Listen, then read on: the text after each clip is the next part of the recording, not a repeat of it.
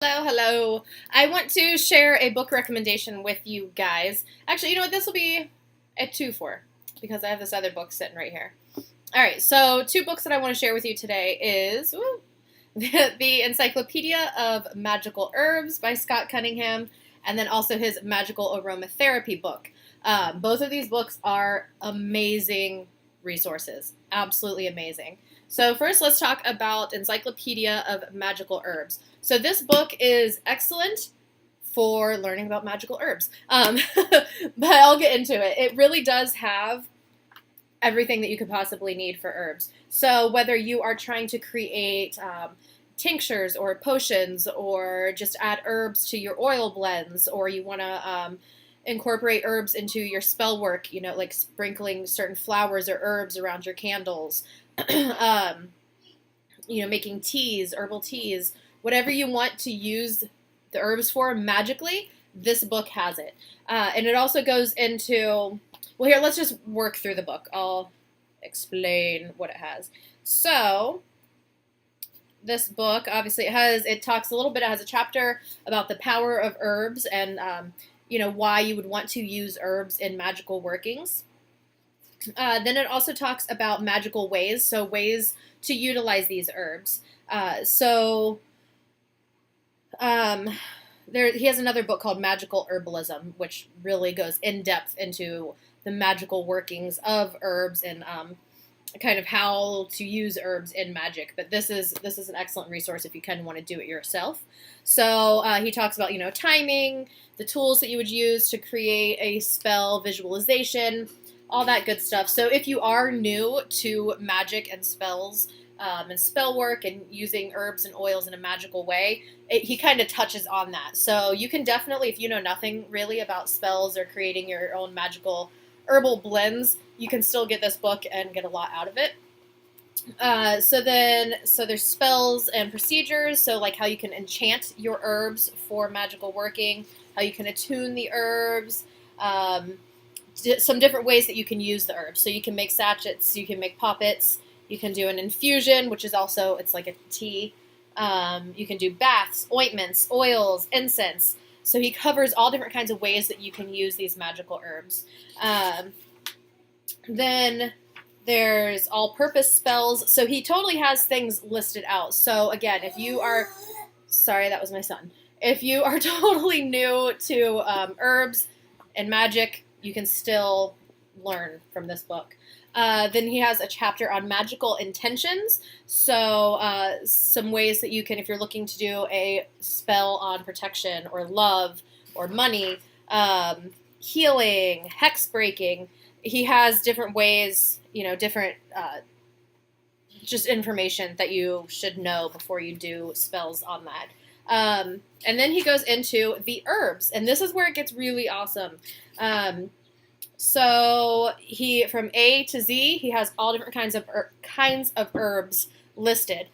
So here's what is really cool with this. So he has, there we go. So he has the herb listed, and it'll have the common name, the scientific name, and then you'll see here next to the different herbs, there's these different letters, and there is a reference in the back of the book with these letters, and what that is health codes.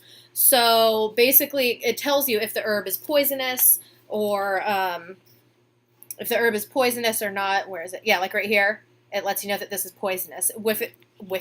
If it's listed as poisonous, you do not want to ingest it, and you don't want to use it on your skin. So if you wanted to use the Adam and Eve roots, you could use those in like a poppet or in a satchel, or sprinkling it around your candle or your spell working to use it that way. But you would not want to create like a magical salve or an infusion or a tea, or use it in oil blends that you're going to be applying to your skin. So that's excellent to know. But different herbs will have different letters listed here. So basically, acacia is okay, according to this book, it's okay to use internally or on the skin. And it has the G listed here. So if you look in the back of the book, it has all these different letters listed. G means that it's safe. This herb is currently recognized as safe. But then some of the other herbs will have, let me see. Okay, so here, like camphor, it has an X listed and it says, do not use in the faces of small children. So you can go back here and you can look at X. What does X mean? X means not recommended for internal use. So, and then it has a bunch of different other health conditions listed, like if you have hypothyroidism, kidney stones, if you're nursing, if you have gallstones, high blood pressure, has so many different health conditions listed here.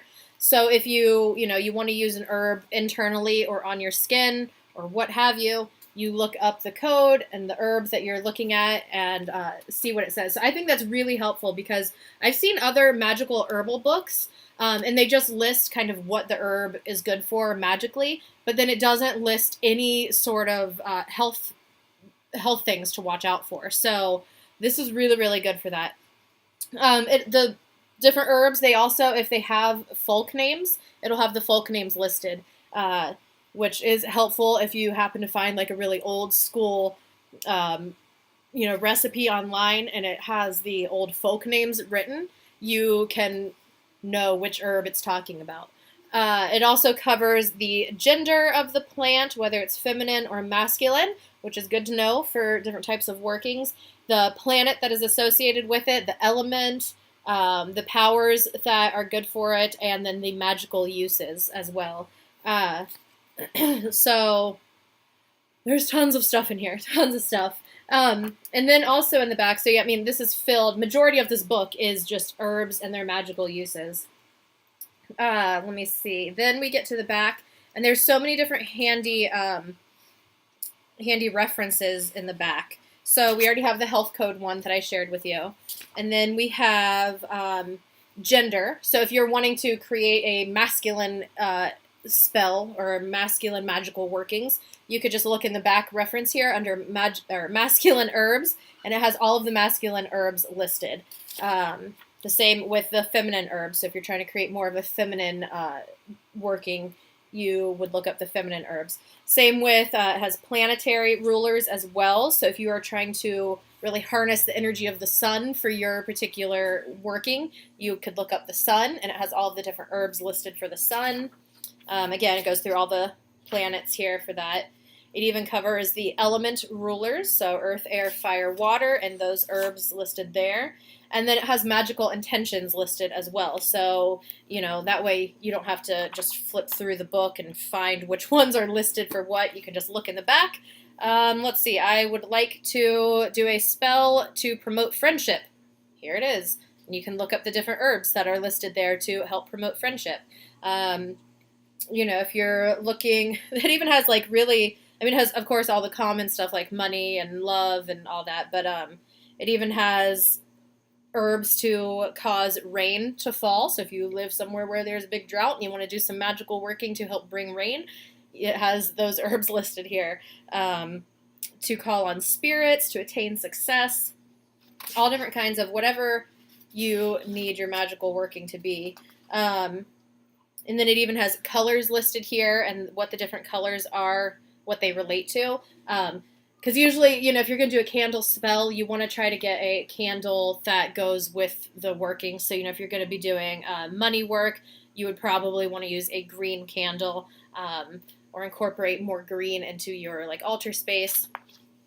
It also has a glossary here. So again, if you're really new to magic, this is really good for you because it has different glossary here. So, it has, if you don't know what an amulet is, it has the definition here. Incubus, hex, Lunasa, magic circle, magician, Samhain, poppet, pentagram. So it has all these different magical witchy terms that you can learn about as well. Mail orders, so if you need to order herbs, he has listed some that he recommends. And it even has the magical properties of oils. So if you want to incorporate oils with your herbs. So it has these different ones listed here. And then here's a folk names cross-reference. So again, remember how I mentioned, you can look up here and see the folk name. If you see a spell or a recipe written and it has the folk names, you can just look in the back here for that folk name, and it'll give you the common name for that. So if a recipe happens to call for buttons, It may not necessarily be talking about literal buttons. It's probably talking about tansy. Or, let's see, what else? If it's calling for a bird's eye, it doesn't mean to literally put a bird's eyeball into your magical workings. It's calling for, again, a pansy. Or, oh, tansy was the last one. A pansy. Or, some of these are funny. Let's see. Well, whatever. You get the idea. Cupid's car. Like, what the heck is Cupid's car? It's wolfsbane. So you have all that here, which is a really big selection. And that's pretty much the book. Like I said, excellent, amazing, amazing, amazing resource. Something you will be reaching for all the time. This is kind of, oh my gosh, I can't believe I talked for that long about this book, but it's really good. And then let's really quickly touch on magical aromatherapy. This is basically kind of the same book, or the same idea and format. It's just for oils instead of just herbs. So, let me see here. Again,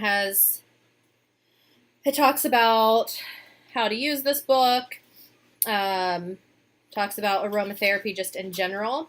So magical aromatherapy, and like traditional aromatherapy. It talks about the history of using fragrances and oils as magical practice. So like the Egyptians using it has their history, the Babylonians, the Greeks and Romans, American Indians. So it's really kind of cool. I like that back history on all these different cultures throughout time using scent for magical purposes. So it talks about fragrant plant materials. Really just a lot of excellent, like if you're new to essential oils, and it's really good for that. It even talks about like some blending basics for you. Methods and techniques. It talks about how you can, different ways to use the oils and the scent. It also doesn't just cover oils. It covers just scent in general. So a lot of the time in the book, well, not a lot of the time, but it'll also mention like resins and just fresh plant material. Because for just aromatherapy scent purposes, you don't necessarily need the oil. You can just use the plant material or the resins. So it covers that. It shows you how to use the oils magically. It also talks about some allergic reactions that you might have, or how to be cautious with oils. And so then, again, similar to the herb book, it has the common name, so apple, and then it has the scientific name, the part used that is typically used for that plant, the planet that rules it, the element, the magical influence, and then it kind of has a little bit of information about that plant and how you can use it. And it also has like a little bit of history as well as how that plant was used. So it really covers quite a lot. Let me get to the back here. So that is a big chunk of the book, is just the oils and the resins and the scents and how to use them. And then again, the magical changes and like what you're trying to do. So if you're trying to enhance beauty, it has the different oils that you would use. If you're trying to incorporate courage, it has the different oils.